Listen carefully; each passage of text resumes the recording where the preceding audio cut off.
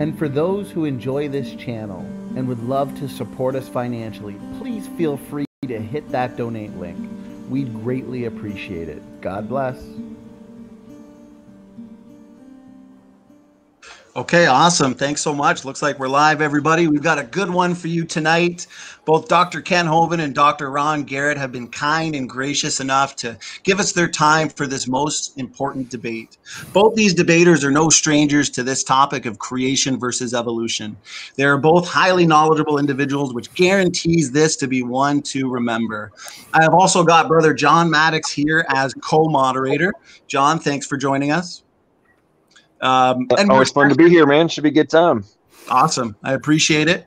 We got a big audience. So, John, you're a big help tonight. So because we have such a large audience in chat tonight, unfortunately, we may not be able to get all the questions. Therefore, tag John Maddox with your questions. We'll save them. Super chats, of course, will be read first, and then we will do as many questions as we can. We've got an easygoing, respectful, formal debate tonight, structured, roughly 10-minute openings. We're flexible, though. Ron's going to take as much time as he needs. We're going to give Dr. Hovind the same amount of time, followed by roughly 6-minute rebuttals, and then an equally timed 20-minute discussion period. No interruptions from either debater. Both debaters will get all the time they need, of course, to make their points and all the time they need to respond to the various points.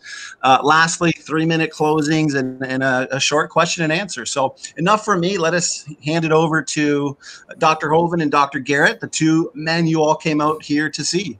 Before the opening statements, let's give both debaters a brief introduction as to who they are and what they may be doing over at their channels and ministries. So we can start with you, Dr. Hovind. Go ahead. Thanks for being with us tonight. Well, thanks for having me on. My name's Kent Hovind. I'm in Lenox, Alabama, population 35, straight north of Pensacola, 70 miles. We're building a Christian camp. I taught high school science and math 15 years. I've been an ordained Baptist preacher 46 years, and I take the position the Bible is true and evolution is silly. Didn't happen. Awesome. Thanks so much, Dr. Hovind. Over to you, Dr. Garret. So my name is Ron Garret. I don't usually like to dwell on my credentials because I don't think arguments should, I think arguments should stand on their own merits and not on the authority of the person presenting them. But the main argument that I intend to make tonight turns to some extent on my credentials, as you will see. So I have to toot my horn a little bit more than I otherwise would. So nowadays I am a semi-retired software engineer, but I used to be a scientist, which is to say I used to make my living doing original research and publishing peer-reviewed papers. I spent a total of 15 years doing AI and robotics research at the NASA Jet Propulsion Lab. I worked on the research program that led up to the first Mars rover mission and a couple of other cool projects. So I was at one time a genuine card-carrying member of the scientific establishment. I got to see firsthand how the scientific sausage actually gets made, and I even made a little bit of it myself. But I'm not a biologist. I'm not a geologist, I'm not a physicist, and I'm not an astronomer. I'm a computer scientist. I have a PhD in computer science from Virginia Tech, and as I mentioned, my field of expertise was AI and robotics.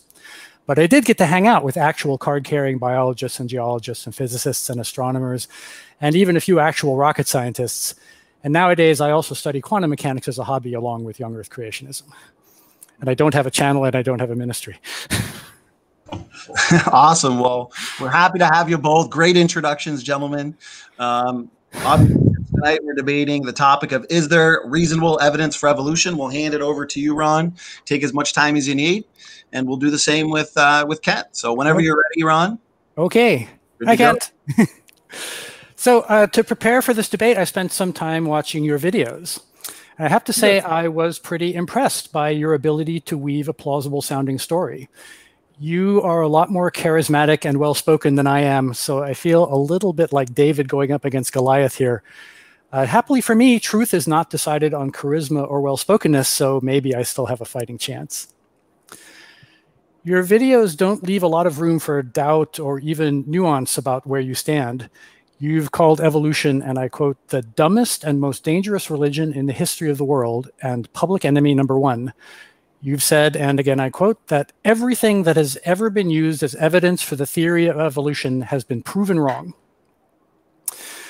Now, at this point, I could launch into the usual litany of scientific evidence, but you've done a lot of debates with a lot of people who know evolutionary science a lot better than I do. So anyone who wants to see that kind of discussion can just go on YouTube and look up your greatest hits. So I thought I'd try something different. I'm going to use a form of argument called reductio, which kind of sounds like a spell from Harry Potter, reductio. In this kind of argument, you start by assuming the opposite of what you want to prove and see where it leads. So let's try it. Let's suppose, for the sake of argument, that you're right and evolution is wrong, and not just plain old ordinary wrong, but dangerously wrong. Absolutely 100% indefensibly not a shred of evidence kind of wrong. The dumbest idea in the history of dumb ideas. The problem is that if we suppose all this, then we immediately collide head-on with one particular aspect of reality, and I'm not talking here about any of the scientific evidence.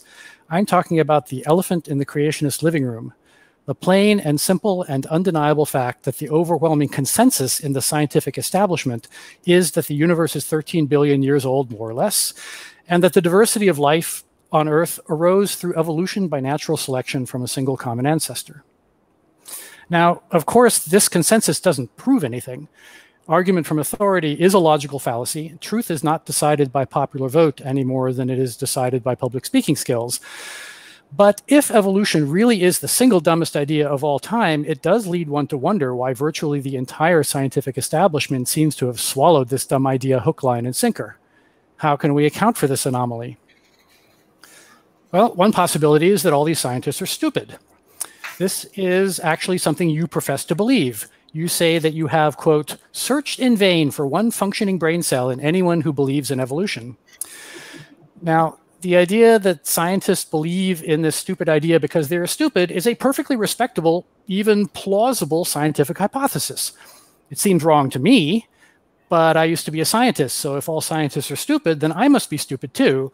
And not just plain old ordinary stupid, but lacking even a single functioning brain cell kind of stupid. And if I'm that stupid, maybe I'm so stupid that I can't even recognize my own stupidity. So my skepticism of the stupidity theory is exactly what you would expect if scientists were all stupid. This is the problem with stupidity. It doesn't yield readily to introspection. Though at the risk of stating what should be painfully obvious, I feel compelled to point out that this particular train does run both ways. Anyway, there's another possibility that is almost the exact opposite of this, and that is that we scientists are so fiendishly clever that we have somehow managed to foist this stupid idea onto humanity, even though we know perfectly well that evolution is the dumbest idea of all time and there's not a shred of evidence for it. Maybe there's some kind of diabolical conspiracy to suppress this knowledge. Like I said before, I used to be a scientist, so I can tell you from firsthand experience that if there's a conspiracy, they didn't let me in on it. But again, this is exactly what you would expect me to say if I were part of the conspiracy. I can think of a third possibility. Maybe we scientists believe in evolution because we are possessed by Satan. Obviously, I think that's a ridiculous idea, but remember, we're operating here under the assumption that I'm dead wrong about evolution, so maybe I'm dead wrong about my satanic possession as well. If you think about it, it kind of makes sense. If Satan is deceiving me about evolution, then surely he would also want to deceive me about the fact that I'm being deceived. Otherwise, the deception might not work so well. So again, for me to deny being possessed by Satan is exactly what you would expect if I were possessed by Satan. There are other possibilities as well. In fact, there's an infinite number of them. Maybe scientists all have a particular kind of brain tumor that causes us to believe in evolution, despite the fact that it's false. Maybe scientists are actually cleverly disguised space aliens. Maybe we're living in the Matrix. Maybe the universe was created last Thursday, or maybe Wednesday. I could go on and on and on. There are an infinite number of possibilities, and most of them probably sound ridiculous to you. At least I hope they do. But notice that none of them can actually be proven false by any evidence. If you go deep enough into the conspiracy theory rabbit hole, you can account for anything. And that is why science rejects conspiracy theories. It's not because conspiracy theories are necessarily wrong. It's because they're unfalsifiable. So let's go back to the stupidity theory. I can't prove it's false by my testimony, but maybe there's some other way. Maybe there's some evidence that you can verify independent of my testimony that will shed some light on things. So here's an idea. In Matthew chapter 7, Jesus said, "By their fruits you shall know them." Now, Jesus was talking about morality and not science, but perhaps his wisdom is applicable here. In terms of generating a general grip on truth and the presence of one or two functioning brain cells, the fruits of science seem pretty impressive to me. Vaccines, antibiotics, chemotherapy, computers, smartphones, the internet. The fact that you and I are able to have this conversation face to face, even though we're over 1,000 miles apart, all of these things are kind of hard to account for if the scientific establishment is completely overrun with morons. In fact, one has to wonder, where are all the YEC-based startup companies? If you really have a better handle on the truth than all those idiot scientists out there, why are you and your fellow creationists not leveraging the superior knowledge as a competitive advantage in some commercial endeavor? Why aren't the YEC geologists running rings around the old earthers in finding coal and oil deposits? To sustain the stupidity hypothesis, it's not just all the scientists who would have to be stupid, but all the venture capitalists too. It would take one hell of a lot of stupid to overcome all of that greed. And it's not just the absence of wealthy YEC captains of industry that looks fishy. Where are the papers? If you're right and I'm wrong, there should be a fat stack of scientific papers sitting next to that fat stack of cash. Where are they? Just as you have searched in vain for a functioning brain cell in a Darwinist, I have searched in vain for an argument from a creationist that was presented in a properly referenced scientific paper. A few weeks ago, I was debating John Maddox, one of our moderators, and he promised to send me, he claimed to have a bunch of papers proving evolution is false, and he promised to send me some. He hasn't done it yet. I looked on your website, tons of videos, no scientific papers. I've heard some creationists say that all of these failures are because it's too hard to fight the headwinds of opposition that you get from the establishment because they're too heavily invested in Darwinism. Those would have to be some mighty strong headwinds if you're failing despite the fact that you have both God and the truth on your side. But there is a teeny tiny grain of truth to this. It is really hard to overturn an established scientific theory, but that's not because of institutional opposition. It's because the reason that established scientific theories are established is that a lot of people have already tried to overturn them and failed. But every now and then it does happen, and when it does, scientists celebrate this as a great achievement because overturning existing theories is exactly how science makes progress. The most famous and revered scientists are precisely those who succeeded in overthrowing the prevailing theories of their day. Newton overthrew Ptolemy, Einstein overthrew Newton, Russell and Whitehead overthrew Leibniz, and then Gödel overthrew Russell and Whitehead. The history of science is chock full of stories like these. Plate tectonics, quantum mechanics, Hubble's expanding universe, Helicobacter pylori, prions, reverse transcriptase, retroviruses. I could go on and on and on. Every one of these was a radical idea at the time that it was proposed, and every one was initially met with resistance, but every one eventually prevailed on the evidence. That is how science works. We find mistakes in our current theories, and we fix them, and we keep doing this until the process converges. And the thing that makes science cool is that the process does converge. The more mistakes we find and fix, the harder it gets to find new ones. So, if you really can demonstrate that evolution is wrong and the Earth is 6,000 years old, then fame and fortune and Nobel Prizes await you. But I've watched your videos, not all of them, but several hours worth, I've read Answers in Genesis and William Lane Craig and Michael Behe and John Sanford, and I have not found anything even vaguely resembling a sound scientific argument. All I found is a litany of logical fallacies, a failure to distinguish between science and theology, and a lack of appreciation for the fact that just because a hypothesis is intuitively plausible, that does not make it true. I've seen straw men and gish gallops and arguments from incredulity and ad hominems and hitting SpongeBob dolls over the head with hammers. If I may offer a word of advice, if you really want to be taken seriously by people like me, then you might want to reconsider the wisdom of exhibiting a public persona that behaves as if you were still in the 4th grade. So please enlighten me, Dr. Kent, the science gent. I would absolutely love for you to convince me that you're right and I'm wrong, because if you succeed, that would mean that I had a front row seat to one of the greatest advances in the history of science. But I'll give you long odds against. Well, that was 10 minutes right on the dot. So you did a good job timing that opening. Very Thanks. clear, concise, and articulate. Thanks so much, Ron. Over to you, Kent, whenever you're ready. Take your time. Well, thank you, sir. This is a very typical argument for majority opinion, which, as you said, means nothing. I think if you looked at all the journals in North Korea, you wouldn't find any articles in favor of capitalism. Not one. So therefore, communism must be good. Same thing in China and other countries like that. So the argument breaks down on its face very easily. I think you'll find all the major branches of science were started by creationists, not by evolutionists. I would defy you to show me one advancement in science that really ties in with the evolutionary theory. Now, the people who did the advancement might happen to believe in evolution, but that is their religion, which has nothing to do with the science. So the fact that a bunch of people believe something does not make it true, and it has nothing to do with advancements in science. And if science keeps overturning the previous belief system, at some point you're going to have to stumble upon truth. I think Pythagoras did that and came up with that. I think the trigonometry, sine, cosine, tangent functions have been well established for a long time, and there's no need to overturn it. It works, it's fine. So it is possible to have truth that is really old, like the value of pi, 3.14159, that doesn't need to be changed. It works, it's true.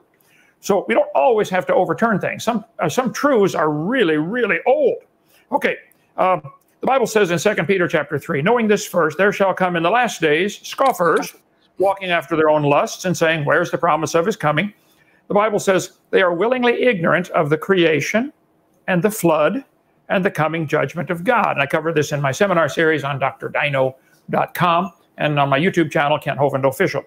I believe there are many people today who do not understand the original creation, or they willingly do not want to accept the idea that there's a creator. One of those was a guy named James Hutton in the 1700s. He developed the idea of Uniformitarianism, the idea that the way things happen today is the way they've always been happening, which would deny any catastrophe, like a flood in the days of Noah. His work had a strong influence on Charles Lyell. Charles Lyell is the guy mostly responsible for developing what we call today the Geologic Column. Cenozoic, Mesozoic, Paleozoic, all that kind of stuff. Charles Lyell was a scoffer. He hated the Bible. He was a Scottish lawyer. He wrote the book in 1830, Principles of Geology. He said, men of superior talent, he's talking about himself, kind of like you did about all the PhDs who believe in evolution, who thought for themselves and were not blinded by authority like the Bible. He talked about you believe in an ancient doctrine or you rest on scriptural authority. His book is full of mocking. If he'd have had a SpongeBob, he'd have whacked him on the head too, but he'd have labeled it a creationist. And I appreciate the comment, 4th grade. I try hard to keep all my stuff down 4th grade level. He said, mix up philosophy with sound science and reasoning like that. He reasoned philosophically against those who regarded the disordered state of Earth's crust as exhibiting signs of the wrath of God. In other words, he did not believe in the flood. So Lyell was the primary guy who developed our current geologic column. It's been modified since, but basically along the same line. The idea that each of the layers is a different age and the top layer is younger. The whole geologic column does not exist any place on the planet except in the textbook. He made up this, most of the names that we still use: Cretaceous, Jurassic, Triassic, Permian, Mississippian, Devonian, Silurian, etc. Each layer was given a name, an age, and an index fossil. During the 1925 Scopes monkey trial, Clarence Darrow, the atheist lawyer, said, the lowest layers are obviously the oldest. Whoa, stop right there. Think about it for a minute. If the top layer is younger, where's all this new material coming from? Outer space? How can one layer be a different age than another layer? If you shuffle a deck of cards, is the top card younger? No, they're shuffled. If you shake a jar with water and dirt and it separates the gravel, sand, clay like it always will, there'll be gravel and then sand and then silt and then later clay. If you wait long enough, the small particles settle out. Is the top layer younger? No. They're all in the jar at the same time. They're all the same age. They just got sorted. How can the top layer be younger? Is the material coming from outer space? All the layers are the same age. The entire geologic column taught to the kids since 1830 is baloney. It doesn't exist anywhere. There's articles about this. Does the geologic column exist? No, other than the textbook. I live in Lenox, Alabama, in an old abandoned gravel pit, and we have lots of layers here. The geologic column is actually the Bible for the evolutionist. It can only be found one place in the world, and that's the textbooks. This earth science author admitted it. I taught from this book one year. He said, if there were a column of sediments, unfortunately, no such column exists. It doesn't exist. There is no geologic column. It's taught in all the schools, though. If it did exist, it'd be 100 miles thick. So one of the lies I cover in my textbook is about the geologic column. This article is a detailed examination of the young Earth creationist claim that the geologic column does not exist. It is shown that the entire geologic column exists in North Dakota. Well, one place, they're saying they have it. I think with all the random shuffling of all the different sediments, you're likely to get a particular layer you want in at least once in the whole planet. Well, we could take all day on this, but the whole idea is based on index fossils. They find a fossil and they'll say, oh, this is from the Jurassic Age or Triassic or Mississippian or Devonian or Silurian. It's true the Earth has layers. That's not the question. I've been to Grand Canyon, been rafting in it, been helicoptering down in it. I've loved studying earth science. There are different layers. But why are there no erosion marks between these layers? I mean, if that layer sat there for 4 million years waiting for the next one, don't you think it's going to rain once in a while? Cause a little erosion in there? You can shake up a jar of dirt and it'll automatically separate gravel, sand, silt, clay. That's the way it works, hydrologic sorting. We have these things that we give as part of our tour. And Ron, if you come down, I'll give you the tour of Dinosaur Adventureland, and we'll show you our little sand art toy. Every time we tip it over, it makes different layers. This one has 2 different densities of sand, black and white. But why does it make 50 layers? Well, the moon pulls the water up on the Earth and causes the high tide. The moon holds that tide like a magnet, a bump of water. We're spinning around under the bump, basically. So we see the bump go up, down, up, down, up, down every high tide, low tide.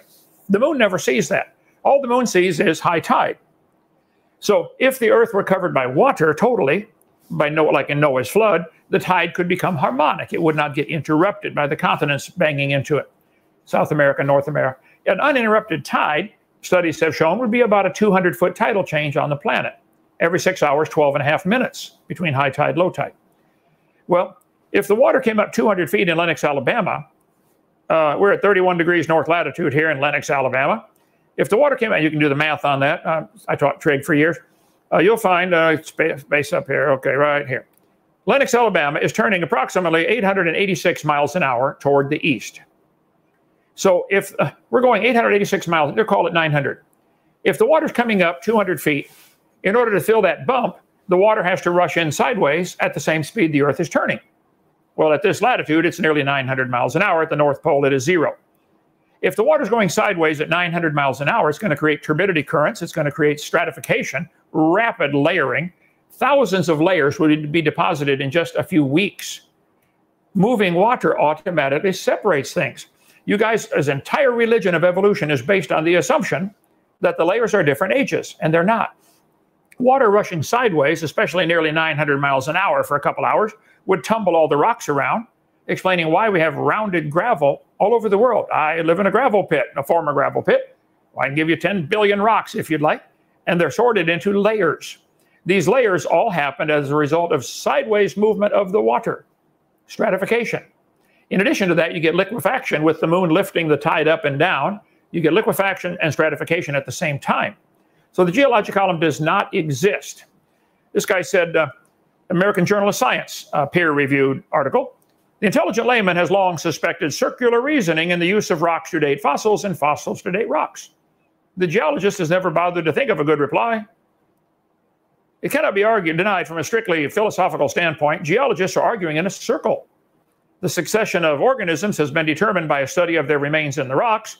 And the age of the rocks is determined by the organisms. Use the fossil to date the rock and use the rock to date the fossil. Pure circular reasoning, pure baloney, in my humble, totally unbiased opinion. New Scientist, a peer-reviewed journal, said, ever since William Smith at the beginning of the 19th century, fossils have been and still are the best and most accurate method of dating and correlating the rocks. Apart from very modern examples, I can think of no cases of radioactive decay being used to date fossils. Radiometric dating would not have been feasible if the geologic column had not been erected first.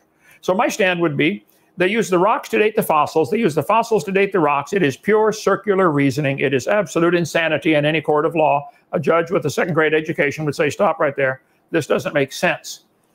We date the rocks by the fossils, he said. Niles Eldredge, a famous evolutionist, he said, this poses something of a problem. If we date the rocks by the fossils, how can we then turn around and talk about patterns of evolutionary change through time in the fossil record? Well, Niles, good question. Answer it, please. We've got just under a minute, Dr. Hovind, just under a minute. O'Rourke said the rocks do date the fossils, but the fossils date the rocks more accurately. Genius, absolute. SpongeBob, whack him on the head, okay. Circularity is inherent. He said the charge of circular reasoning can be handled several ways. It can be ignored. In other words, none of your business because you're not a scientist. It can be denied. It can be admitted, or it can be avoided by pragmatic reasoning. So geologic column, it is absolute insanity to say the lowest layers are obviously the oldest. No, they're not. When water's moving sideways, it deposits multiple layers horizontally. So you could have a fossil on top that's actually older than a fossil on the bottom. Geologic column doesn't exist, and the rocks are dated by the index fossil. So I rest my case. It doesn't exist anywhere except in the imagination, SpongeBob, imagination of those who have been taught to believe it. And so it's sad that the whole evolution theory is based on this crazy geologic column, that the layers are different ages, and they're simply not. I'm sorry, time's up. Go ahead. Whoops, awesome. Thanks for that opening there, Dr. Hovind. Once again, clear, concise. I appreciate the visuals. So good job to the both of you on your openings. We will jump into a rebuttal round. I've got 6 minutes. This one I'll have to be a little bit more strict on, so I'll time it as well. But Ron, it's all yours. My goodness, where to begin? You threw a lot of stuff at me there.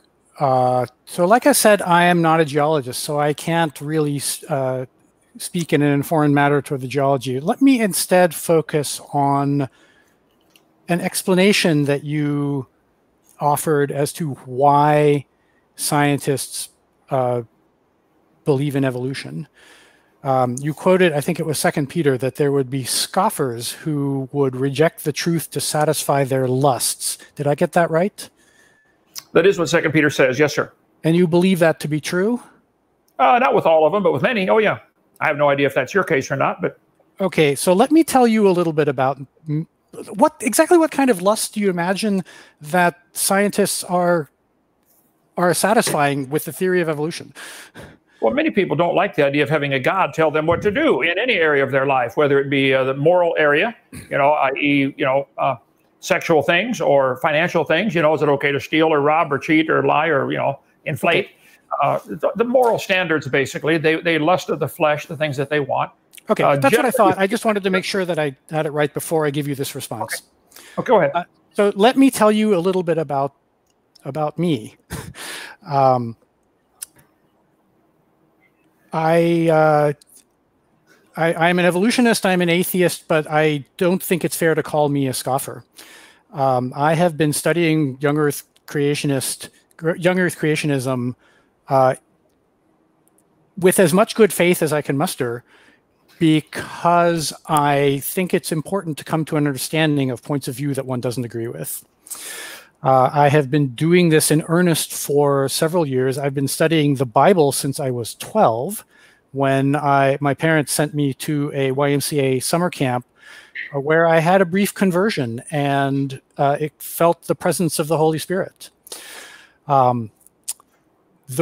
One of the reasons I'm an atheist today is because of that conversion experience. And I came home and told my parents about my experience, and my parents, to their credit, did not try to talk me out of it.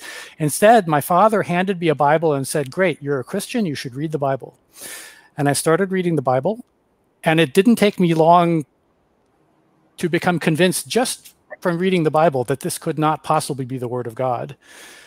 One of the things that I'd actually be interested in talking about during the discussion portion is to find out, to delve into this more, because you always open with, you believe that the Bible is 100% true and scientifically accurate. I really would like to explore that a little bit more, whether you take the truth of the Bible as an assumption or whether you have some supporting evidence for it. I've never heard you explain that in any of your talks.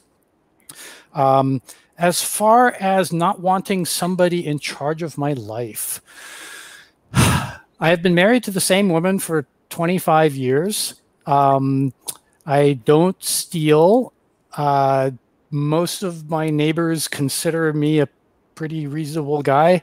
So I don't know what kind of things you imagine that I might be trying to get away with by not believing in God. But there might be some scoffers out there. I put to you that I'm not one of them. So to account for me, you're going to have to come up with something else. There's one other thing that you mentioned that I want to speak to, and that is truths that never need to be challenged. And you gave an example of trigonometry. It's a really interesting example because that's not really science, it's mathematics. But even in mathematics and geometry, there are examples of the truth being revised. And there's a really wonderful historical example of this, because the foundations of geometry were laid down in ancient Greece by Euclid. And he had these 5 postulates. And the first 4 were really simple and intuitively obvious. And the 5th one was kind of long and wordy and weird. And for 2,000 years, mathematicians tried to figure out a way to prove the 5th postulate from the first 4. And it turned out that you can't do it. Not only can you not do it, you can prove that you can't do it. And in fact, you can assume the opposite of Euclid's 5th postulate. And when you do that, that opens up a whole new world of mathematics and science. And it's in fact one of the foundations of modern science. Non-Euclidean geometry is the foundation of general relativity, which is one of the cornerstones of modern science. So even there, new discoveries and revision of old knowledge is in play. And so my reaction to all of these geological arguments, and there are a couple that I do know a little bit about that we can talk about, but my general reaction is, if you're right, why haven't you published this in a journal of geology? Why are you not a famous geologist? Why are you not famous for having brought the truth and revised our knowledge and brought us closer to the truth? Should I answer that? Are you done? Is that your time? I'm done. Yeah, that's... Well, thank you for that, Ron. I'll just stop the clock there. Before we get into the discussion, that means that Dr. Hovind, you'll have uninterrupted time to respond to anything you'd like to from Ron. You got 6 minutes, so go ahead. Okay, well, thank you, sir. Well, as far as why not publish, I've put out probably 15 million videos in 42 languages. We have, 1,400 YouTube programs up online. I don't care what the established scientific majority think. I would not even try to publish. If I were in North Korea, I wouldn't try to publish an article about capitalism. I would just go and teach the truth to grow those who want to hear it. So I think that's an argument for majority opinion, which is, I think, a poor way to take this debate. So I don't care what the majority thinks. I want to know the truth. There have been truths established in mathematics and in science and in many areas of life. There are things that just don't have to change, like the acceleration due to gravity. I think physical science is one of the sciences, biological science. If you want to take biological science, I think the truth has been well established that dogs produce dogs. Cows produce cows, without exception. No exceptions. Nobody on the planet has ever seen a dog produce a non-dog, or a cow produce a non-cow, or a mosquito produce a non-mosquito.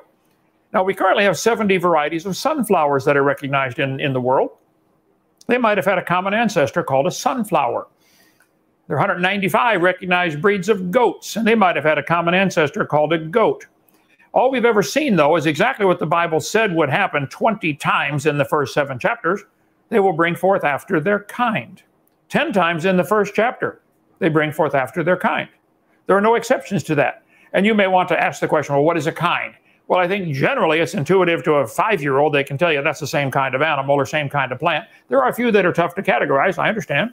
But as a general rule, I think most people with a half a brain would say, you know, the 70 varieties of sunflowers are still the same kind of life form. They're still a sunflower. So it's established scientific fact in biology that everything produces after its kind, and there are no exceptions to that. So if you wish to believe, SpongeBob style, that a mosquito and a sunflower and a whale are related, you're welcome to believe that, but that is not science. I don't know why I can't get evolutionists to admit they have a religion. You may believe, and I can show you the charts where they do believe, that a whale and a mosquito have a common ancestor. They really believe that. You may really believe that. That's fine. I don't care what you believe, but don't call it science, and don't make me pay to teach that to all the kids in school that it's part of science, because it's not. There are, I think, 8 varieties of recognized varieties of bears in the world, and they may have had a common ancestor. I don't know, but I bet it was a bear. So the biological science tells us everything produces babies that are similar, very similar to the parents. So anything other than that is not science, it's religion. You believe whales and mosquitoes are related. You do not know that. And you said you had a conversion experience, and then you started reading the Bible and gave up on it. You're age 12, for heaven's sake. I mean, you could figure it out then? Yeah. Okay. So your brief conversion, I don't know if you got converted or not. I hope you did. I hope you do. I'm trying to convert you tonight, Ron. I'd like you to see you serve the Lord and give your heart to him. But there are 20 times in the first 7 chapters of the Bible where it says everything will bring forth after their kind, if you include the Noah story where he told them to bring them onto the ark after their kind. There are probably about 8,000 kinds of animals that would have to go on the ark. Fish did not have to go on. Insects did not have to go on. Insects can survive a flood just fine.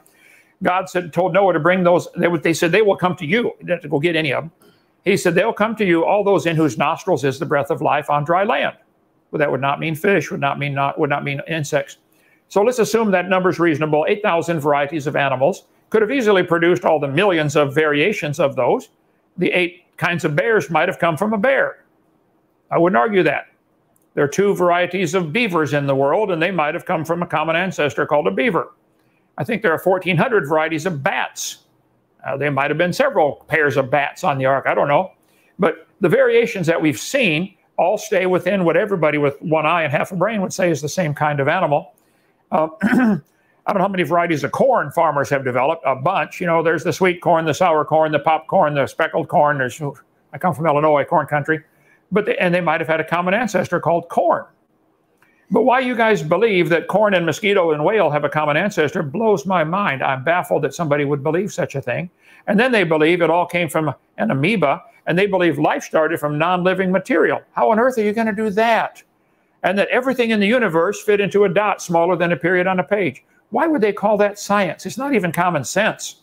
You couldn't squeeze a gallon of water into a dot smaller than a period on a page. So I think it's very reasonable to believe that since we only have ever seen biologically animals and plants produce the same kind, I think they've now developed 1,000 varieties of apples, might have had a common ancestor. Most of the variations that we see can't survive in the wild. You got to babysit them or they'll die. You know, the farmer might want to get a cow that gives more milk. So they crossbreed cows till they get one with a huge udder that gives, I saw the world record holder at one time in Illinois, gave 100 pounds of milk a day. Could barely walk. Wouldn't survive 2 hours out in the wild. But as long as you babysit it, keep it in the barn where the coyote can't get it, it does fine. But the variation, it's still a cow. It's still giving milk. It's not giving cheese or butter. It's giving milk. So all we've ever seen in recorded history is exactly what the Bible said would happen. They bring forth after their kind. All over the world, we see petrified trees standing up. I got pictures on the screen here. You've got 30 seconds, Dr. Hovind. This indicates the layers are not different ages. All the layers formed rapidly. Petrified standing trees. There are thousands of them around the world. Why would we believe these layers are different ages? It just blows my mind that somebody could believe such a thing. Anyway, I got plenty of material on that. Go ahead. Awesome. Okay, well, thanks for the rebuttals from the both of you. It's been really good so far. We've got a great audience, some good questions and super chat. So thanks to the audience. So for the discussion portion, I just want to make sure, though, before we start, I've got 20 minutes on the clock. Let's make sure that the debate stays on topic. Is there reasonable evidence for evolution? Kent just ended. So Ron, if you wanted to start by either rebutting something Kent may have said or even just asking a question, however you'd like to start, go ahead. I've got 20 minutes. Hey, and real quick, SFT, before we get going, everybody, if you have questions for the Q&A session, make sure you tag me at Logical Plausible Probable. If you're doing a super chat, don't worry about tagging me, but if you're not, make sure you tag me. I'm the one that's collecting all the questions. And if you want to get your question read for sure, make sure to do a super chat. All right, Ron, floor is yours, sir. Oh, I think Ron might be on mute. Sorry about that, Ron. Am I on? Perfect. We can hear you. Okay. Yeah, so I want to start out by making sure that I understand the criteria that you apply to determine truth. So one of the things that you implied but didn't outright say is that if we haven't seen something happen, that it hasn't happened. So you said all we've ever seen is animals or life forms bringing forth after their kind. So dogs bring forth dogs, and horses bring forth horses, and cows bring forth cows, and we've never seen anything else. And you infer from that that nothing else ever happened. Is that right? No, I said it's not science. Science, the word science comes from the word seer, which means knowledge. We know cows produce cows. You can infer anything you want from that. I didn't say it's not true. I said it's not science. Okay. Evolution should not be included in a science class. It should be included in a religion class. Okay. And people I don't want to quibble over terminology here. Okay. The thing that you call science seems to me to be very different than the activity that scientists call science. And the thing about the word is that, well, we scientists got to it first, so I'm going to lay claim to it. The process that science is all about is finding the most plausible explanation that accounts for all of the observed data. And it actually makes no claim to finding truth, at least not with a capital T. The only reason that science is noteworthy is because it turns out that when you go through this process of trying to develop the most plausible explanation that accounts for all the data, that process converges. And it converges to what the scientific mainstream says. And it does that because the scientific mainstream is constantly undergoing this process of challenge and correction. So I'm trying to understand your mode of argument. Yes, it's true that it's actually not true that all we've ever seen is dogs bringing forth dogs, but let's suppose for the sake of argument that that's true. All that is just the observation that there are things that can't interbreed with each other today and haven't been able to interbreed with each other for the course of recorded human history, which has only been about 4,000 years, which isn't very long on evolutionary and geologic timescales.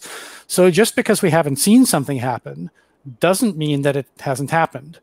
And it's entirely possible that this thing that we haven't seen happen recently happened in the past, and that is the most plausible explanation for what we see today.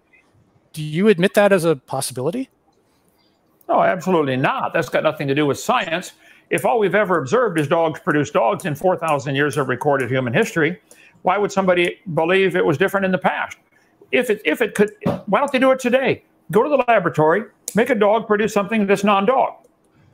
But it could pick something with a shorter generation time, like bacteria. Every 20 minutes, bacteria always produce bacteria. Do you know what a mule is? Well, let's just make sure Ken has equal time to respond. Okay.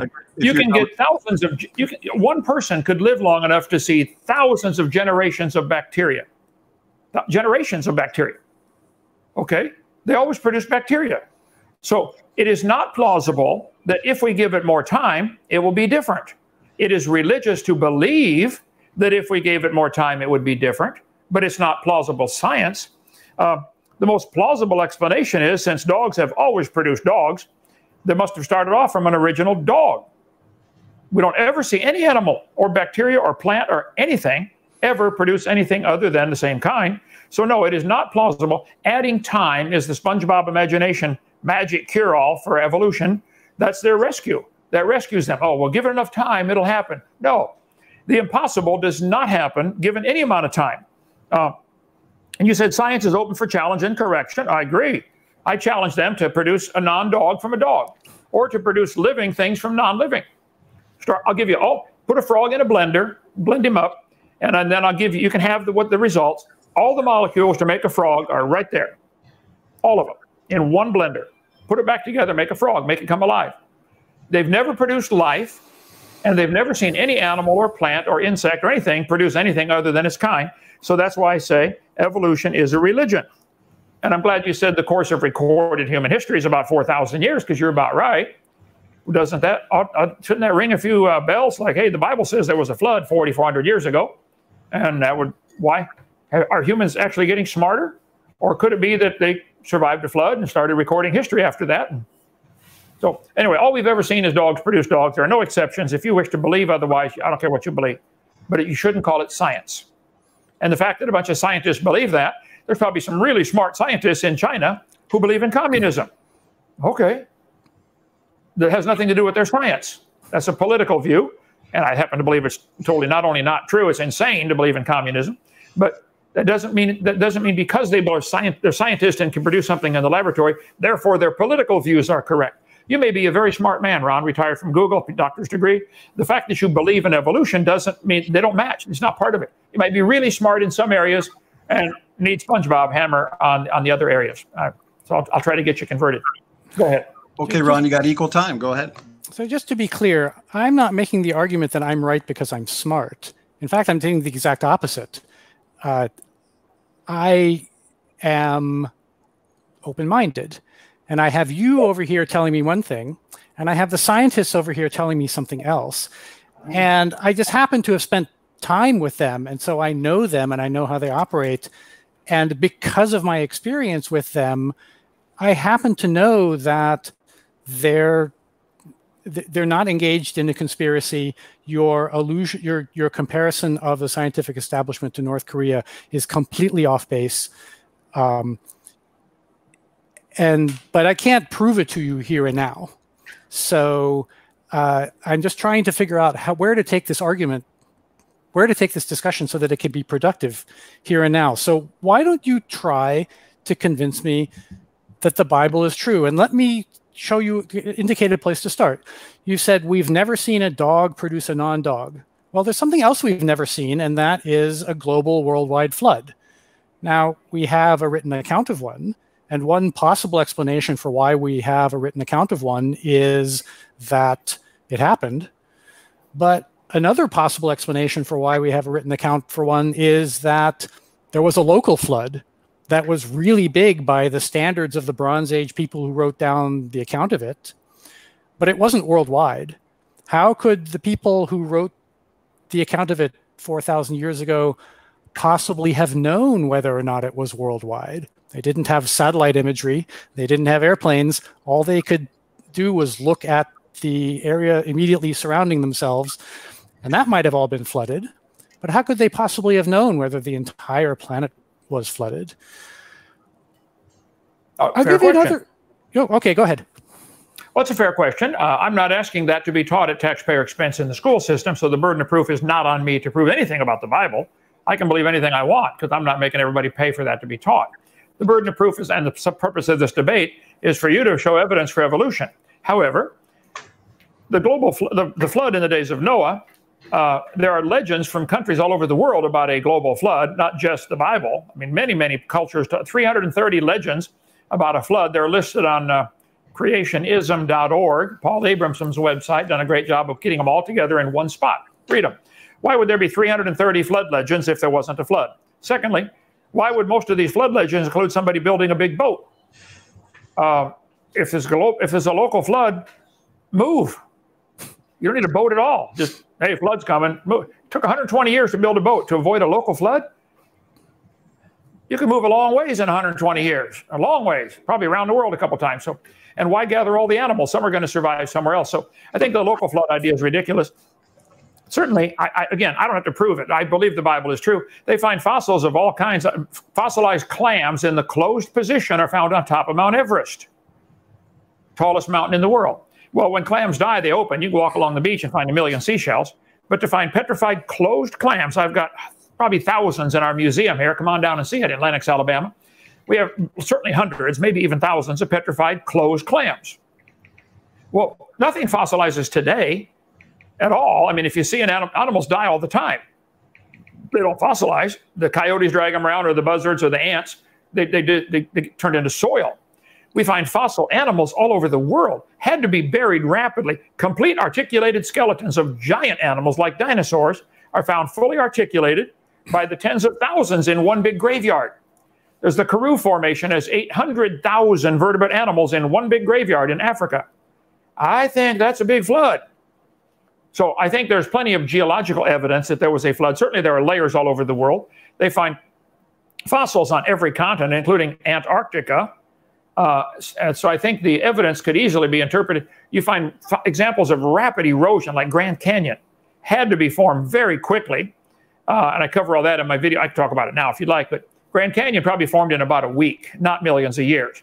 Google dam break at Dinosaur Adventureland and watch our little dam get washed out in 7 minutes. Grand Canyon is a washed out spillway. The lake in Michigan 2 months ago that overflowed, the dam overflowed. It lost 21 billion gallons of water in 1 hour. 1 hour, 21 billion gallons drained. Grand Canyon would have lost a lot more than that. It's the top of the canyon is 5,000 feet higher than where the river enters. And so there was a big lake 5,000 feet deep behind there, went over the top, washed that canyon out probably in a few weeks max. So I think the evidence for rapid erosion, that stratification, fossilization, fossils don't form at all anywhere in the world today by any we've ever observed. But yet we certainly find fossils by the trillions. Why? I think the worldwide flood is the best explanation. But again, I'm not making everybody pay for that to be taught. I think it's logical. I believe it. I'm going to teach it to everybody who will listen. So go ahead. So just a point of clarification about your political motivation for this. You really don't want creationism to be taught in the schools? Well, I'm not even sure we should have public schools. If we're going to have them, we certainly shouldn't involve anybody's religion, and evolution's a religion. I think schools should teach real science. What's your science is dogs produce dogs. What's your definition of religion? Well, the religion is that dogs and mosquitoes are related. It's not science. So how can I distinguish between science and religion? Because all you've done is just list two propositions, one of which you happen to believe in and the other which you don't. I don't see any way to generalize that so that I can distinguish between science and religion. Science books. I'm not against science, but they've mixed a religion in with it called evolution. You think you can study all the anatomy of the human body or any animal body? You say this is the deltoid, the biceps, the triceps, the flexors, the extenders. You're not answering my question. Okay. My question is, how do I tell the difference between science and religion? Well, I don't know. Maybe you've been brainwashed to the point where you can't tell the difference anymore. Well, then educate me. After we're done here, I'm going to go out into the world. This is kind of turning into a philosophy and religion debate. Why don't we bring it back around to talking about the evidence for or against evolution? Hang on. We got to change batteries. We're going to drop off screen for a minute. You go ahead. We'll come right back. Actually, John, did you want to read a couple super chats while Kent is gone? The second he comes back, we'll let well, I guess that wasn't too long. Never mind. Yeah, if you guys wanted to continue. Okay, well, I would say we would tell the word science means knowledge. What we can see, study, test, observe, demonstrate. We can see dogs produce dogs. You cannot see dogs produce anything other than a dog. Going forward in time, all we've seen. Going backward in time for recorded history, that's all we've ever seen. So if you wish to believe that dogs came from something non-dog, ultimately a bacteria, that's fine, believe that, but don't call it part of science. And it's hard for people who've been trained up in this for years and years in school system to recognize, wow, I got fed a religious belief and it's not provable. I should admit it. This is not science. It is science that life produces life. It is not science that non-living material can produce life. But you guys have to believe that somehow, long ago and far away, if you add billions of years, life started from non-living material. But you have to believe that. You believe that. You believe that life comes from non-living material. I believe a God can take non-living material and make it come alive. I think General Motors can take iron ore and turn it into a car because of intelligence. So to add God into the equation, absolutely, I agree with that. But I believe that. I can't prove that to anybody. But you guys want to get life to come from non-living material with no designer. No, it's not something that we want. It's not something that we want. It's a result of the process that we go through that produces these results that no other process ever invented by mankind has been able to produce.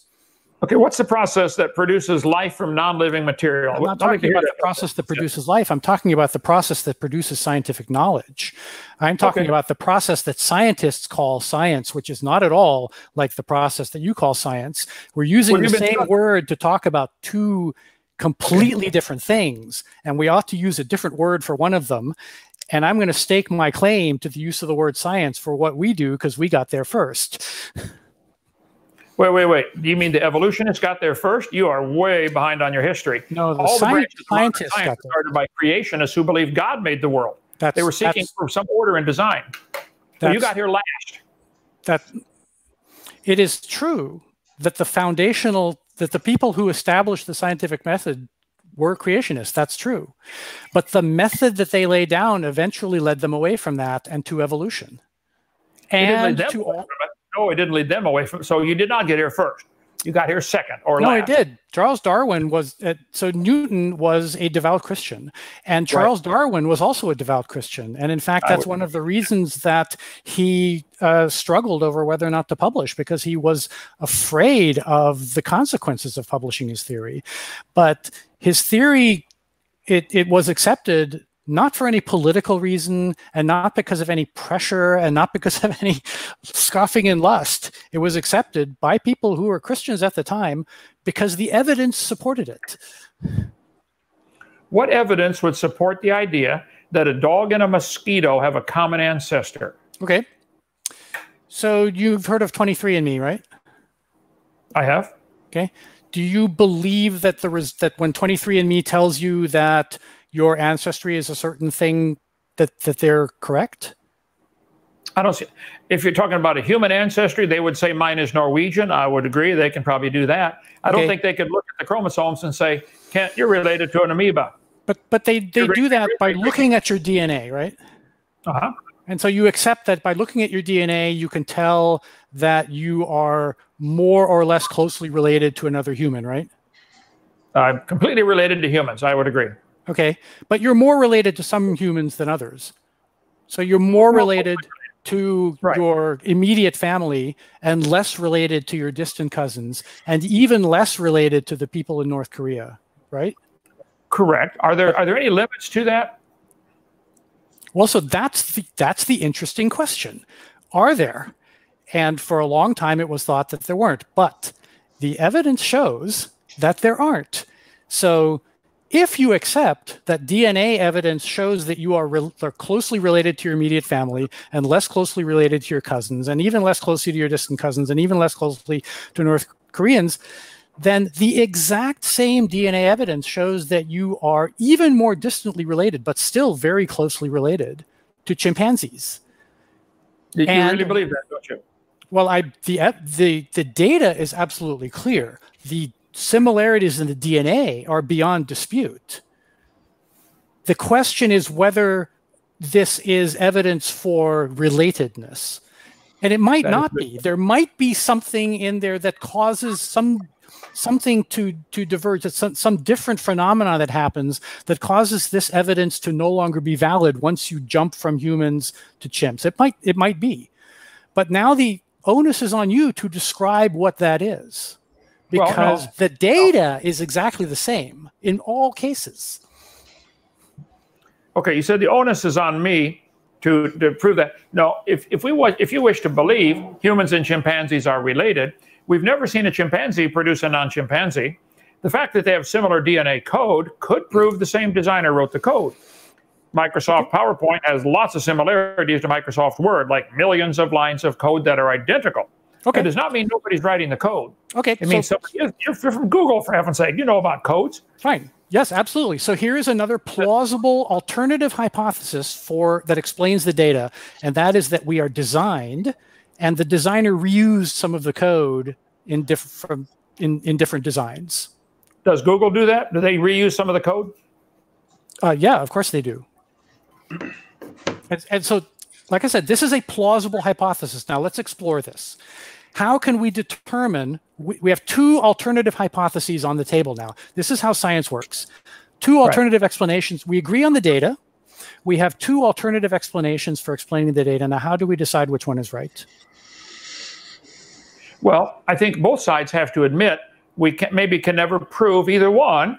So why would we force everybody to learn one as if it is science when actually it's a religious belief? You believe whales, you believe monkeys or chimpanzees, as you said, and humans are related. If you go back far enough, first place we can't go back in time.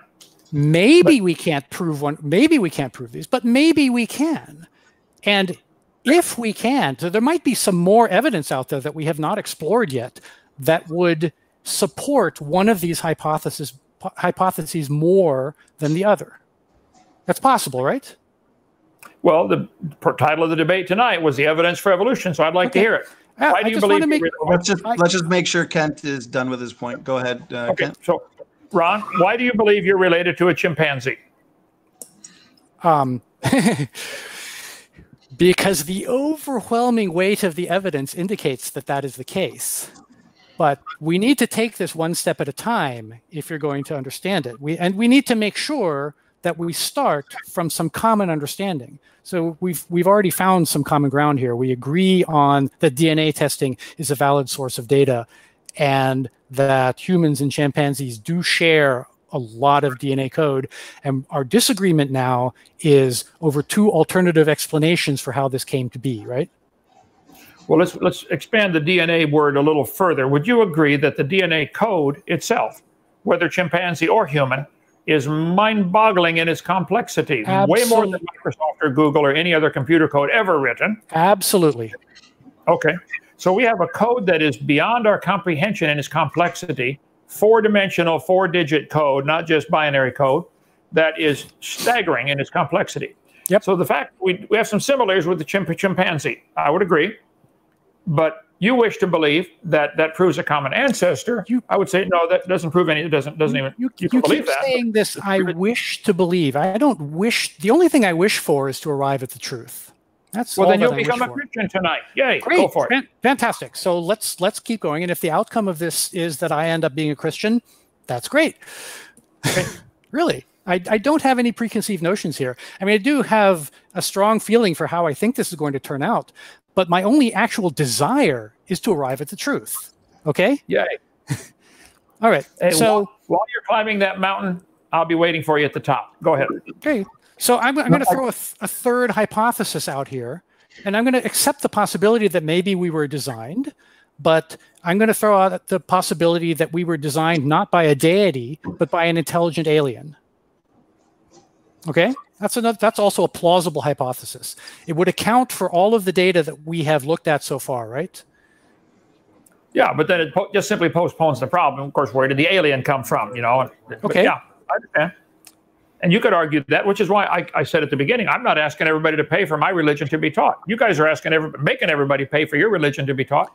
Okay. I just wanted to jump in here, guys, because we have gone a bit over on the discussion portion, but I don't want to just, cut you guys off. If you'd like to kind of start wrapping up your points and address anything you feel like you may not have been able to address, and then we'll move into some short. I'll just cut to the chase here.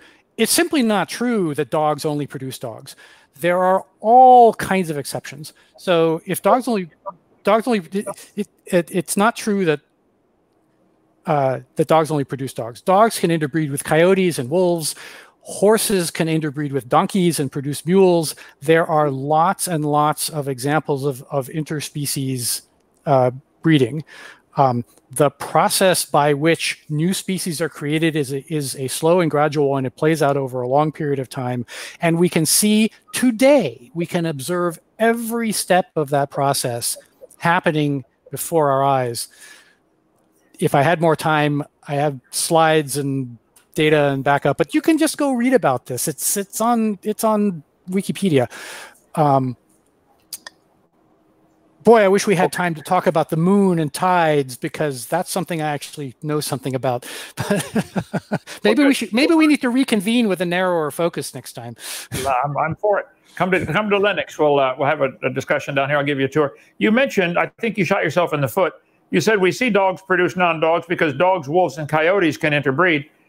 They're still the same kind of animal. Then you said horses and donkeys interbreed and make a mule. Can a horse and a coyote interbreed? No, not anymore. But if you're going to go down that route, then the observation that kinds only produce after their own kind, all you've done there is make the observation is that there are groups of animals that can't interbreed, and then you happen to attach the label kind. Today they can't interbreed, and you attach the label kind to that. But that's not that's only. It now becomes a vacuous observation that kinds can only produce after their own kind, because that's how you've defined the word. Well, and it is true that there are groups of animals that cannot interbreed today. The question is just, how did this come about? So if we see groups of animals, let's take coyote, wolf, dog, and maybe even fox, I don't know, are in the same kind. Therefore, that proves they came from an amoeba, in your mind? Well, you're skipping over a lot of steps there. Long time. When you put it that way, yeah, it sounds really stupid. But it sounds really stupid because you've skipped over all the details that get you from A to B. And I don't have time to throw those in for you.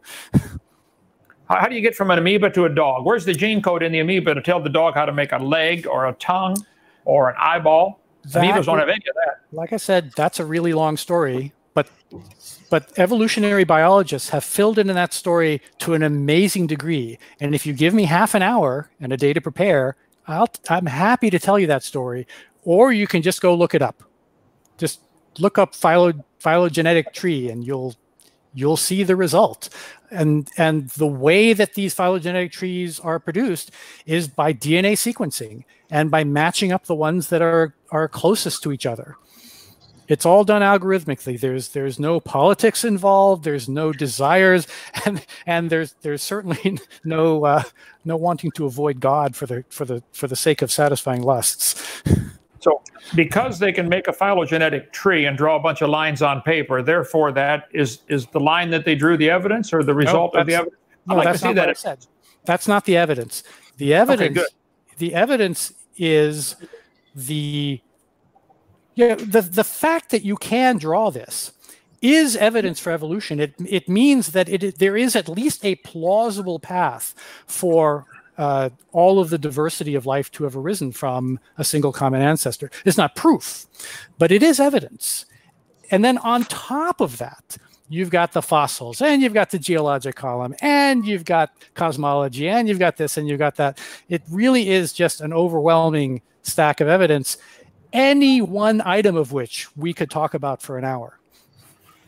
I would agree with that. If you want to cover the geologic column pretty well. If you think the geologic column exists, we could sure have a long debate about that. Fossils don't form today at all, anywhere. There's lots of fossils in the ground. I think that's best explained by a flood. That's because fossils take a long time to form. They take, I don't know how long, tens of thousands, hundreds of thousands, billions of years. I'm not a geologist, so I just don't know.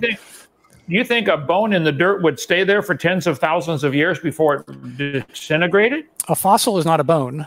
I don't think you understand fossils. I don't think you understand. Fossilization has to be a rapid process. I've got a fossilized pickle in our museum. We've got a fossilized teddy bear. Fossilization has to be rapid, or else it's going to, the thing's going to decay. Okay. Animals die all the time. They don't fossilize. None of them. I am well outside my area. I just want to jump in real quick, just because we do got to make sure that we have enough time at least to read our super chat. It's been a really big audience tonight, so you guys brought the numbers. If you each want to take a couple minutes of uninterrupted time as in the form of like a closing statement to address anything you feel you might not have had enough time to do so, go ahead, and then we can jump right into the questions. Ron, since you started, why don't you take a couple minutes and kind of wrap it up, uninterrupted time. We'll do the same for Kent. Let me just start by finishing up my point about fossils. This is well outside my area of expertise, but I'm going to make a prediction. My prediction is that if you go on Wikipedia, you will find an article on fossils that will explain exactly how they form and how long it takes and why fossils are the way they are. And one of the reasons that I'm confident enough to make this, in making this prediction, that without even looking, I'm willing to give you put my money on the table and give you 100-to-1 odds that I'm right about this. And the reason I can make this prediction is because everything I believe about the world, including the content of Wikipedia and the behavior of my fellow scientists, is part of an overall worldview that has had tremendous success historically in helping mankind to navigate reality. And that worldview is called the scientific method. And the scientific method consists of exactly the process that we've been going through here tonight, looking at some data, positing some hypotheses, some explanations that could account for that, and then examining them to see which ones are plausible and which ones are not, and then going on to see what additional data can be gathered or additional experiments can be done in order to weed the possibilities down until you're finally left with one. Mankind has been at this for about 400 years now, and a lot of the possibilities have been pretty effectively weeded out at this point. In order to really come up with something new, that's really, really hard nowadays. And that's why the people who manage to do it become famous and celebrated, because it ain't easy. And go ahead, Kent, if you wanted to make a few points in response to that, then we can jump into the closings. I'm not trying to come up with something new. I'm trying to teach something really old, been known for a long time. God made the world in 6 days, and it's the only way it works. There are too many symbiotic relationships that cannot work evolving separately. And as far as an overall worldview that helps mankind, that's the creation worldview. The founders of this country said, we hold these truths to be self-evident. All men are created equal. They're endowed by their creator with certain rights. It was the idea that there's a creator that gives rights that would limit government that started this whole wonderful country. Many other systems of government do not believe that. That's where you get dictatorships, totalitarianism. I'm sorry, I have to call foul here. This is way off topic. You're getting onto politics, and the topic here is the evidence for evolution. You're the one that said the worldview of evolution helps mankind. Worldview of the scientific process. It's hindering science. I think it's a useless theory. It's hindering science. It's hindering mankind. If man is just an evolved animal, how do we tell right from wrong?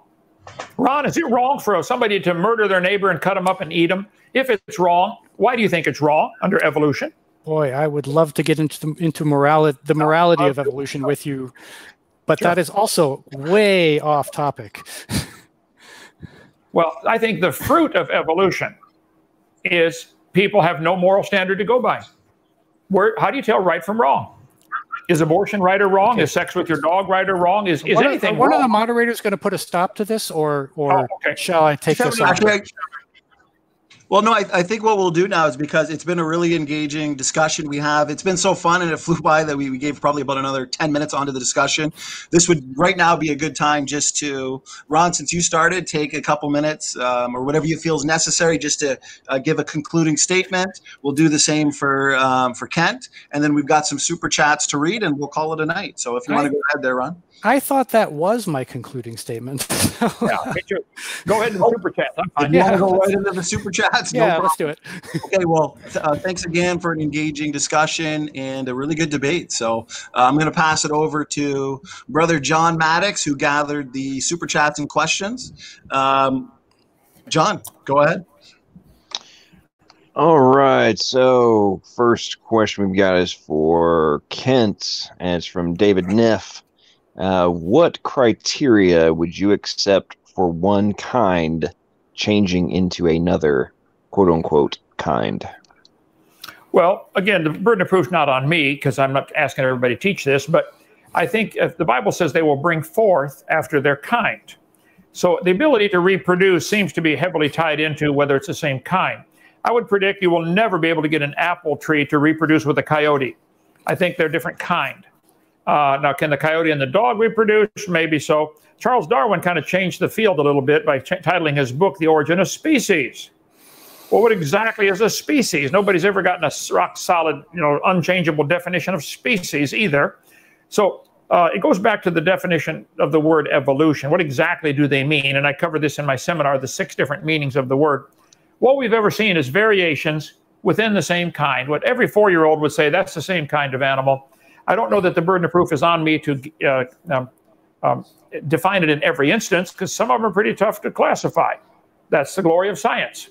But what we have observed is dogs produce dogs. Dogs, coyotes, and wolves maybe had a common ancestor, but they both have hair on the outside. They both have a nose on the front and a tail on the back. I think there's more similarities than differences. I think dogs and apples have a lot of differences. So I would predict they're a different kind.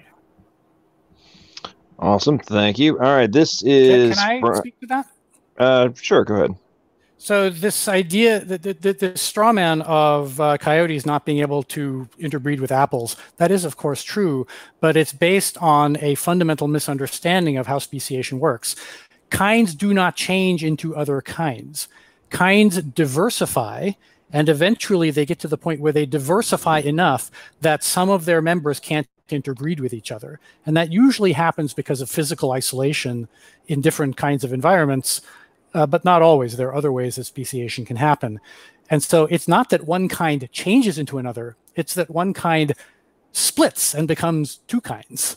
And that kind of splitting is what gives rise to the tree of life. And it's because that's the process by which kinds arise that we know that it started with a single common ancestor.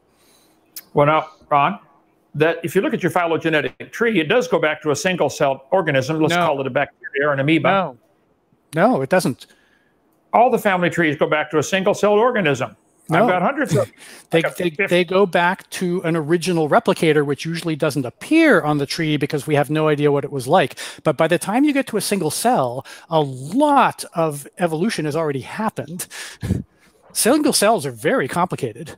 Oh, yeah. Okay, so did the single cell, you're saying today kinds don't change to a different kind, but if it went from a single cell to a coyote, somewhere along the line, it changed to a different kind. No, it split and became two kinds.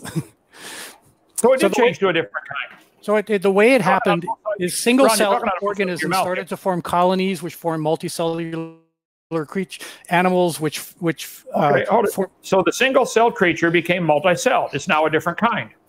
You're saying they don't turn to a different kind, and yet you're saying they do turn to a different kind. Which is it you believe? Okay, like I said, the story is complicated. And it's hard to tell an accurate version of it here off the cuff. But one of the very significant things that happened in order to produce what we think now as kinds is sexual reproduction.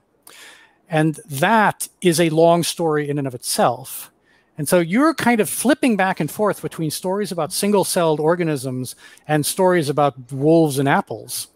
But wolves and apples reproduce sexually and bacteria reproduce asexually, and the story of how you get from between those two things is very long and involved. And okay, so if I show all right, guys, let's go on to the next question, guys. You guys had quite a bit of time on that one. I think you guys need to have a secondary debate on this subject. All right, so we got a super chat from Nephilim Free. This is for you, Ron. DNA is information operating linguistically and algorithmically. Why do you believe material process can create these? Well, first of all, I dispute the assertion in the question that DNA operates linguistically. I'm not even sure what that means. Knowing Neff, he's probably referring to the multiple papers from Origin of Life research centers on this exact topic. Okay, you'll have to point me to those papers because I'm not familiar with information operating linguistically. That I don't even know how to parse that in a way that makes sense. It is true that DNA operates in a way that could be considered algorithmic. And again, there is a long story to be told because our understanding of how that could come about is now quite detailed. But I just don't have time to go into it. It has to do with the universality of Turing machines and the fact that the fundamental laws of physics can be described mathematically, and all kinds of experiments that have been done computationally in order to show that very complex behaviors can emerge from very simple rules and all kinds of things like that. Like I said, give me an hour, I'd be happy to give you a talk about it, but I can't do it in 30 seconds. All right, no problem. All right, another great super chat from Jeff Lynn. Thanks so much, Jeff. Blessings to my brothers in the name of the Father, the Son, and the Holy Spirit. Thanks so much, Jeff. Really appreciate that, man.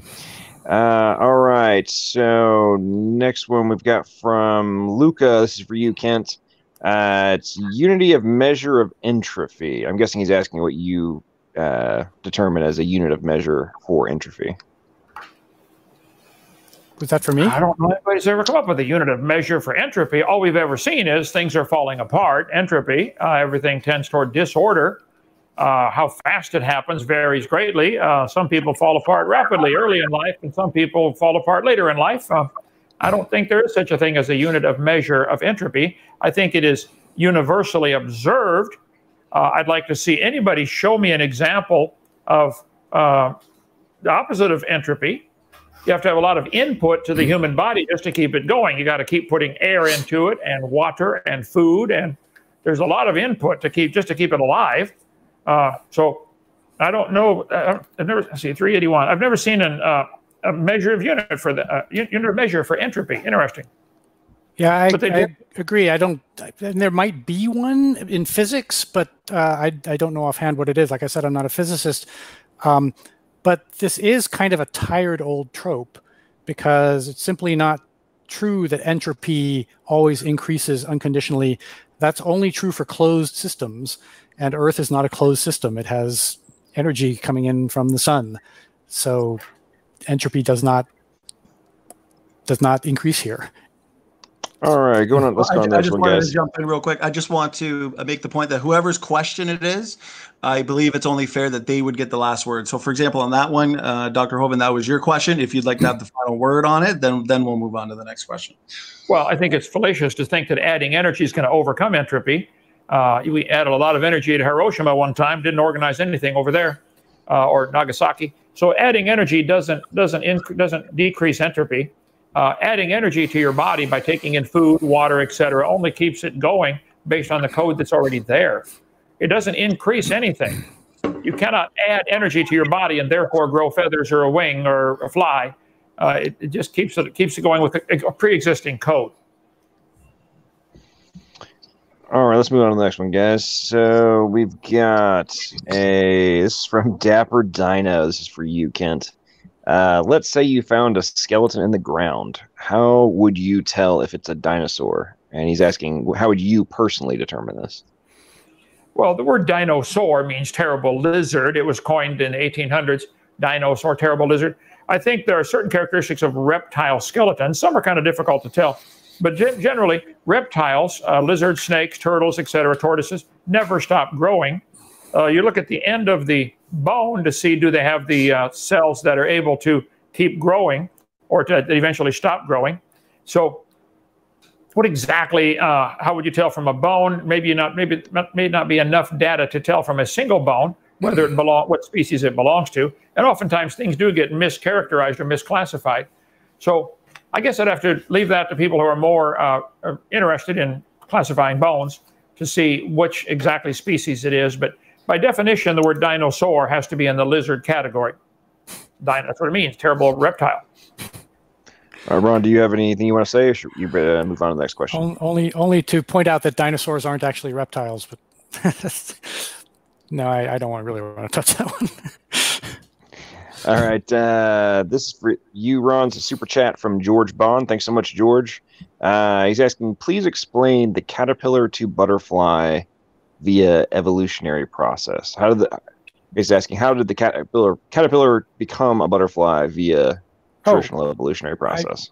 That came up in my debate with John Maddox, and after that debate, I went and looked it up, and there's an article about it in Wikipedia, and I read all about it, and then promptly forgot the details. So I don't know what the answer is, but I do know that the answer is in Wikipedia. So just go look it up.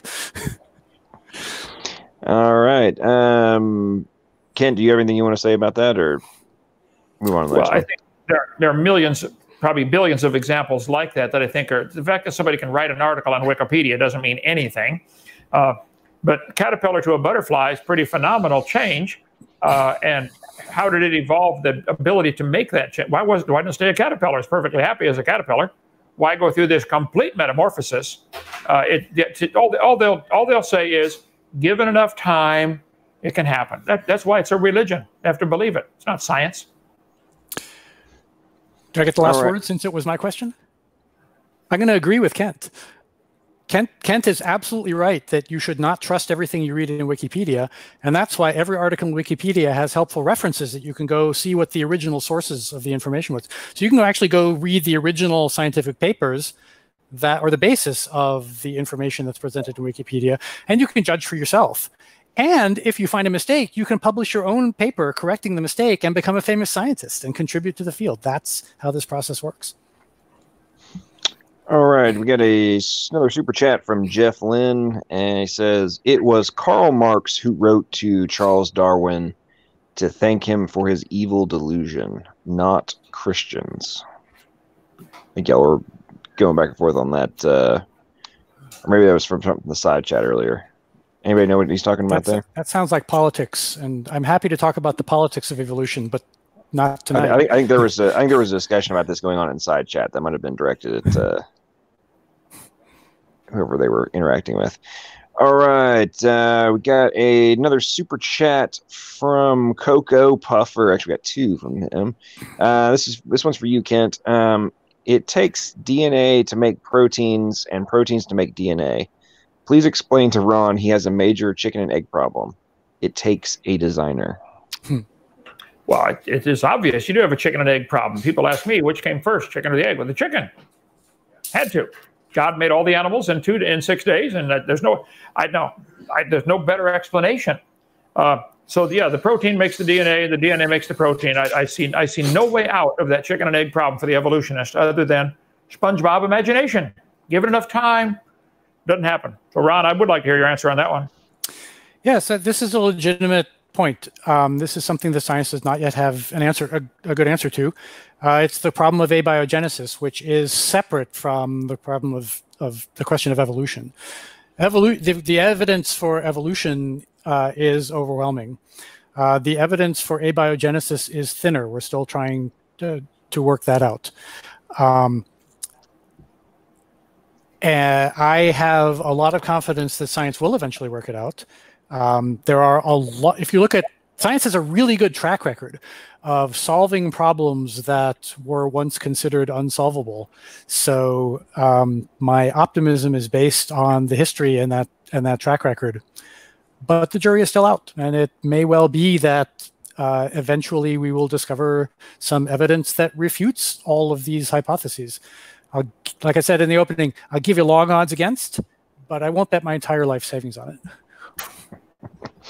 Well, Ron, I think Ron just demonstrated he's got great faith, which is why you ought to keep it out of science class. It's a faith. All right, we got another question, another super chat from Coco Pover. Thanks so much for your super chat. Kent, please explain to Ron a coyote is a kind of dog. Thanks. I don't need to explain it. I think he knows that. It's the same. Rather self-explanatory. Yeah. All right. Got another super chat. I just wanted to jump in real quick, just because we are going way over time. I want to thank both debaters for that. If you wanted to just maybe just do a really speed round on the super chats, Brother John, and I know it's getting late for both Dr. Hovind and Dr. Garret. So if you could do just a speed round, and then we'll call it a night. All right. Hang on just 1 second. All right, super chat from Eric Vierenthaler. Hope I didn't destroy his name. This one's for you, Kent. If humans and dinosaurs coexisted 6,000 years ago, then why haven't we ever found fossilized dinosaur saddles on any dinosaurs? Wow, I don't think we've ever found fossilized saddles on anything. I don't think they ever found a fossilized saddle on a horse. But I think I can demonstrate people have put saddles on horses. I don't know. Reptiles are pretty hard to tame in general. I don't think anybody tries to tame their crocodile to do anything other than not bite them. So I think the idea that you'd have to find a saddle on it to prove anything. I think we find thousands of legends of humans coexisting with creatures that they call them dragons or other names, and I got a whole 2-hour video on that. Go to drdino.com and watch my video on dinosaurs in the Bible. So I think they've always lived with man. They probably had different names for them since the word dinosaur wasn't made up till 1800s. So they called them dragons or some other name. There could be some still alive. There have been a lot of sightings like Loch Ness Monster type creatures, and I covered that for an hour on my video number 3 about dinosaurs. So to find a saddle on one wouldn't prove anything or wouldn't be necessary, I don't think. Nobody's ever found human and chicken bones fossilized together. Therefore, that proves humans did not live with chickens, doesn't it? That's the kind of logic. All right. Got another super chat from Nathan Artwork. Kent, what is your definition of religion? Well, religion is something you believe in. You may be right, but you can't prove it scientifically. Science deals with what we can observe, study, test. I would put religion into the category of something I can't prove, like gravity. I think we can demonstrate quite a few things about gravity, but that doesn't tell me exactly what it is. Nobody knows what it is. Nobody knows what love, joy, peace, mercy, hatred, envy, rationality. I mean, give me a jar of any of those and paint them red. So those are things that kind of come outside the realm of science into other philosophical endeavors. So I would say I believe God created the world. I believe that's the only logical explanation. I believe somebody made this pen. Whether I can ever see that person or not, I don't know. Probably never going to meet him. But I think it's logical to conclude somebody made this. I think it's logical to conclude there had to be a creator for the first dog, because all we've ever seen are dogs produce the dogs. So I believe that there was an original created dog. But I'm not asking everybody to pay for that to be taught in the school system. Ron is forcing everybody to pay for his religion to be taught. He believes dogs and mosquitoes have a common ancestor, which was a protista. I'm sorry, it wasn't a bacteria, a protista. Go ahead. Do you want to respond to that, Ron, or move on to the next question? Let's move on. Okay. All right. Awesome super chat from Jungle Jargon. Thanks so much, man. This one is for you, Ron. What is the volume of the sediment layers around the world? I'm not a geologist. I have no idea. All right. Okay. So this is another one for you, Ron. It's from Ryan Prinslow. I'd really love an answer, or at least a semblance of one. What evolved first, the kidneys, the brain, heart, liver, or blood? Anyone without the other cannot exist. I'm not a biologist. I have no idea, but I am very confident that if you asked a biologist, they would know. All right. Let's see. We're almost done. You want to respond to that, Kent? Oh, yeah. I'm very confident that if you ask a biologist, they would make up a story that if you add billions of years. But what we've ever seen is these things, it's a complex system. What good is your eyeball without the optic nerve or the visual cortex? What if you had an eyeball and a visual cortex and a optic nerve, and you could see the danger coming, but you didn't have any muscles and no nervous system to tell, move? A bunch of things have to work together all simultaneously. It's not possible. It's not logical to think they happen by chance. So I'm confident they would make up a story, and it would involve billions of years. I would bet money on that. It would involve a long time. Yes, that's certainly true. These stories all do involve long periods of time. All right. You're absolutely right about that. All right, guys, we got a couple questions left to wrap up as we all get wrapped up here. This one is for you, Kent, from TD Lane. Do you understand the standard geologic explanation for polystrate fossils, properly known as upright fossils, is that they were buried rapidly? Yes, I would agree they were buried rapidly. We see at Mount St. Helens, 20,000 some trees, as the estimate, are now standing upright at the bottom of Spirit Lake. They didn't grow there, none of them. They got blown out by the volcano. They've been floating around for 30 years, and they're now floating up, many floating upright, many have sunk to the bottom. They're going to fossilize standing up, and they're going to be petrified running through multiple layers. I think the only explanation, logical explanation of polystrata fossils is the layers are not different ages, not by much, 20 years maybe. So the worldwide flood of Noah is the best explanation for the polystrate fossils. And a petrified tree, a dead tree's only going to stand there 4 or 5 years till it falls over. We got dead trees on our property here. Come on down. They're not going to stand there for millions of years. So I think the geologist might come up with a story. They're good at coming up with stories about how it might have happened, but that doesn't mean it's part of science. What we observe is the layers around these petrified standing trees are multiple, sometimes 20, 30 feet of trees standing there, standing up, running through 20 layers. So it's not logical to say the layers are millions of years different in age, that's for sure. The tree didn't grow through the rock. I'd be willing to bet money on that. All right, and let's see. From Science is Observable. Question for you, Ron. What is the difference between adaptation and evolution? I'm not sure I know the answer to that. I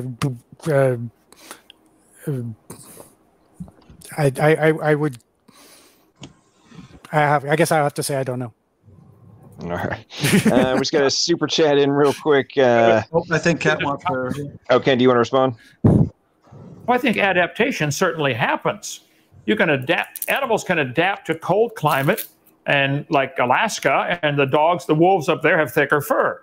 Animals can adapt to hot climate, like desert, and have real thin fur. But they could never adapt to 500 below zero. They can never adapt to 2,000 degrees above zero. There are limits to the adaptation. But all we've ever seen is adaptation. We don't ever see anything developing a new kind, a new trait. There are limits to the adaptation. And then, since that was your question, Ron, did you want to have the last word there? I'm sorry, I got too hung up listening to Kent's answer. I forgot the question. Could you please repeat it? Okay. What is the difference between adaptation we're still and evolution? on that. Okay. No. I still don't know the answer. We got a quick funny one. We got a quick funny one. One thing though, and there's something else that Kent and I actually do agree on. So Kent is calling these things that these explanations that scientists come up with stories. And he's right about that. They are stories.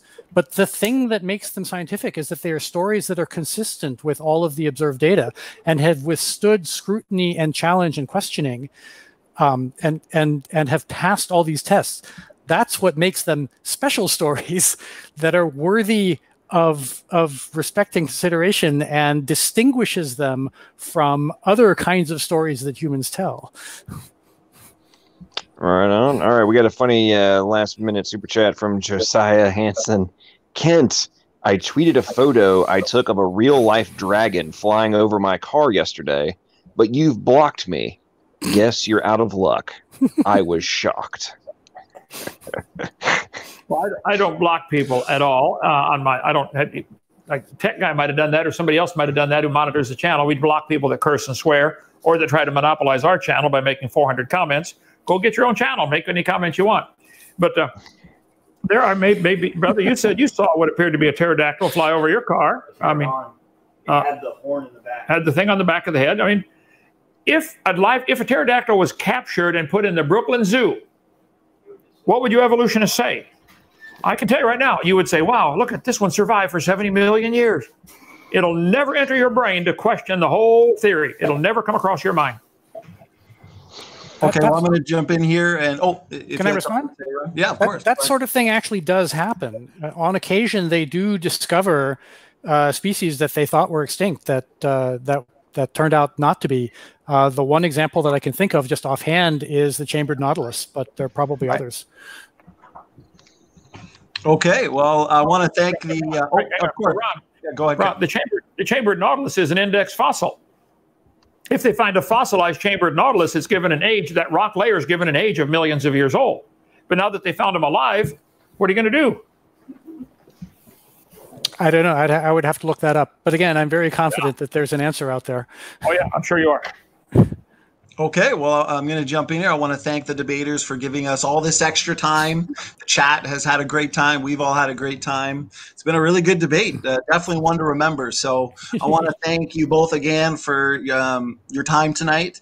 And also thanks to the audience for the great super chats and questions. Any last words from either Dr. Garret or Dr. Hovind before we shut it down?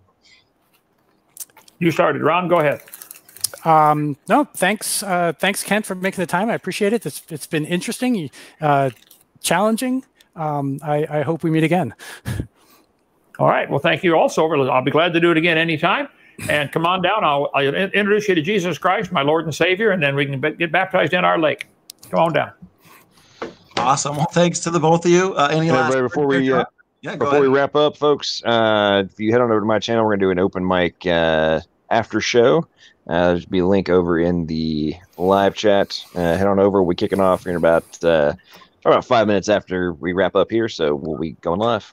And thanks so much to Ron and Kent. It was really fun. I really enjoyed listening to y'all, and hope we have it happen again soon. All right. Thank you. Awesome. Thanks so much.